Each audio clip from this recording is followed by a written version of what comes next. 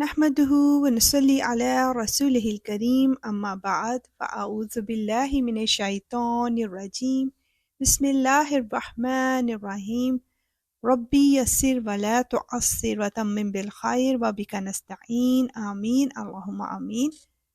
السلام علیکم ورحمۃ اللہ وبرکاتہ. تو جی آج کا کویسچن ہے، کیا جادو ہمیشہ مؤثر، کامیاب یا اثر انداز ہوتا ہے؟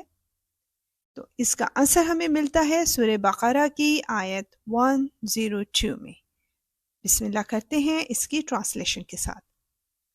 اور یہ بنی اسرائیل ان منتروں کے پیچھے لگ گئے جو سلیمان علیہ السلام کی سلطنت کی زمانے میں شیاطین پڑھا کرتے تھے، اور سلیمان علیہ السلام نے کوئی کفر نہیں کیا تھا، البتہ شیاطین لوگوں کو جادو کی تعلیم دے کر کفر کا ارتکاب کرتے تھے. نیز یہ بنی اسرائیل اس چیز کے پیچھے لگ گئے جو شہر بابل میں ہاروت اور ماروت نامی دو فرشتوں پر نازل کی گئی تھی. یہ دو فرشتے کسی کو اس وقت تک کوئی تعلیم نہیں دیتے تھے جب تک اس سے یہ نہ کہہ دیں کہ ہم محض آزمائش کے لیے بھیجے گئے ہیں، لہٰذا تم جادو کے پیچھے لگ کر کفر اختیار نہ کرو. پھر بھی یہ لوگ ان سے وہ چیزیں سیکھتے تھے جن کے ذریعے مرد اور اس کی بیوی میں جدائی پیدا کر دیں.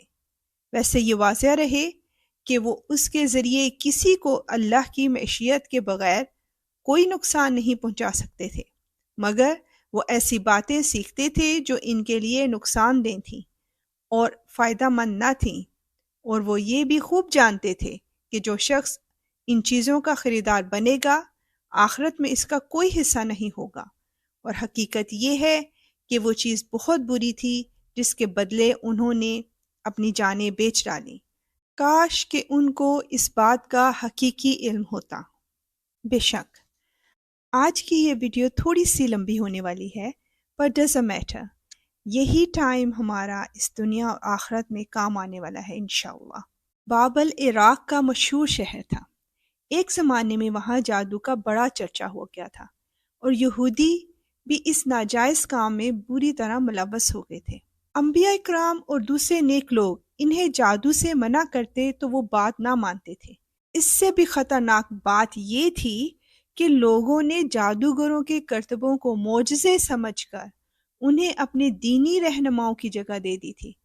اس موقع پر اللہ تعالیٰ نے اپنے دو فرشتے جن کا نام ہاروت اور ماروت تھا دنیا میں انسانی شکل میں بھیجے تاکہ وہ لوگوں کو جادو کی حقیقت سے آگاہ کریں، اور یہ باتیں کہ خدائی معجزات سے ان کا کوئی تعلق نہیں ہے. معجزہ براہ راست اللہ کا فعل ہے جس میں کسی ظاہری سبب کا کوئی دخل نہیں ہوتا. یہ بات واضح کرنے کے لیے ان فرشتوں کو جادو کے مختلف طریقے بھی بتانے پڑتے تھے، لیکن وہ ان لوگوں کو خبردار بھی کر دیتے تھے کہ یاد رکھو یہ طریقے ہم اس لیے نہیں بتا رہے ہیں کہ تم ان پر عمل شروع کر دو، بلکہ اس لیے بتا رہے ہیں کہ تم پر جادو اور معجزے کا فرق واضح ہو اور تم جادو سے پرہیز کرو. اس لحاظ سے ہمارا وجود تمہارے لیے ایک امتحان ہے کہ ہماری باتوں کو سمجھ کر تم جادو سے پرہیز کرتے ہو یا ہم سے جادو کے طریقے سیکھ کر ان پر عمل شروع کر دیتے ہو. علامہ ابن منظور افریقی لکھتے ہیں، جادو وہ عمل ہے جس میں شیطان کا تقرب حاصل کیا جاتا ہے اور اس کی مدد سے کوئی کام کیا جاتا ہے. نظر بندی کو بھی جادو کہتے ہیں. ایک چیز کسی صورت میں دکھائی دیتی ہے حالانکہ وہ اس کی اصل صورت نہیں ہوتی، جیسے دور سے سیراب پانی کی طرح دکھائی دیتا ہے، یا جیسے تیز رفتار سواری پر بیٹھے ہوئے شخص کو درخت اور مکانات دوڑتے ہوئے دکھائی دیتے ہیں. کسی چیز کی کیفیت کے پلٹ دینے کو بھی جادو کہتے ہیں.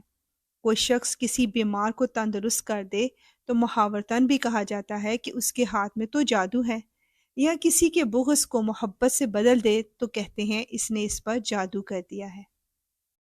بے شک جادو برحق ہے، لیکن یاد رہے کہ جادو ہر زمانہ اور ہر وقت میں نہیں پایا جاتا، اور نہ ہر علاقہ اور ہر جگہ میں پایا جاتا ہے، اور نہ جادو کا اثر ہر وقت ہو سکتا ہے، اور نہ ہر معاملہ میں جادوگر کامیاب ہوتا ہے. بے شک جادو کروانا ایک شیطانی عمل ہے، اللہ تعالی ہمیں اس عمل سے ہمیشہ محفوظ رکھے، آمین۔ افسوس کہ آج کل شیطان نما لوگوں نے یہ کاروبار بنا لیا ہے۔ پہلے معصوم اور ناسمجھ لوگوں کو بتایا جاتا ہے کہ تم پر جادو ہو گیا ہے، اور پھر اس جادو کے توڑ کے نام پر اسی بندے سے اچھی خاصی رقم بٹور لی جاتی ہے، اور اس طرح لوگ پیسوں کے ساتھ ساتھ صحت بھی گنوا بیٹھتے ہیں۔ حالانکہ قرآن پاک اور احادیث میں جادو اور شیطانی اثرات سے بچنے کے لیے تدابیر بتائی گئی ہیں۔ حضرت عائشہ رضی اللہ عنہا فرماتی ہیں، جب رسول اللہ صلی اللہ علیہ وآلہ وسلم رات کو اپنے مبارک بستر پر تشریف لے جاتے تو اپنی دونوں ہتھیلیوں کو ملا کر سورہ اخلاص، سورہ فلق اور سورہ ناس، قرآن مجید کی آخری 3 صورتیں ہیں، پڑھتے اور ان پر پھونک مارتے، پھر اپنی ہتھیلیوں کو جسم مبارک پر جہاں تک ہاتھ پہنچ سکتا پھیر لیتے، ابتدا سر، چہرے اور جسم کے بلائی حصوں سے فرماتے، اور یہ عمل آپ صلی اللہ علیہ وآلہ وسلم 3 مرتبہ کرتے۔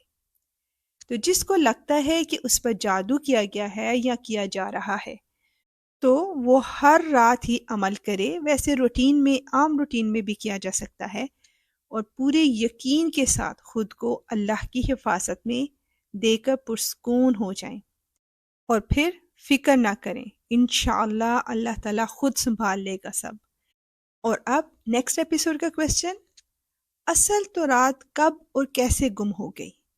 انشاءاللہ ملیں گے نیکسٹ ویک اس کے آنسر کے ساتھ۔ اب اجازت، وآخر دعوانا ان الحمد للہ رب العالمین، سبحانک اللہم وبحمدک، اشہد ان لا الہ الا انت، استغفرک واتوب الیک۔